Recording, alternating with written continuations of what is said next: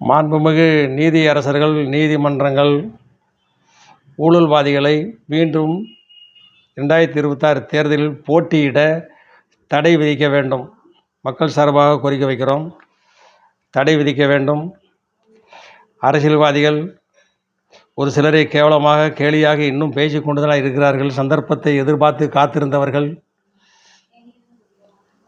கூவத்தூர் நிகழ்ச்சியெல்லாம் பார்க்கலாம். சிறப்பு நடிகர் என்னெல்லாம் செஞ்சாருன்னு உங்களுக்கு தெரியும், செய்திகளை பார்த்துருப்பீங்க. அதனால் மக்களே ஒருவரை பற்றி மேலும் மேலும் பேசிகிட்டே இருக்கிறாங்க. யாருக்கு ஆதரவாக பேசலை, பொதுவாக பேசுகிறேன். அவரை பற்றியும் பேசியிருக்கிறேன், இப்போவும் சொல்கிறேன் இல்லையா. நிகழ்ச்சிகள்லாம் பாருங்கள். தமிழ்நாட்டில் இப்படி தான் போய்கிட்டு இருக்கு. சீக்கிரம் தேர்தல் அறிவிக்க வேண்டும். தேர்தல் ஆணையம் நீடித்து கொண்டே செல்கிறது.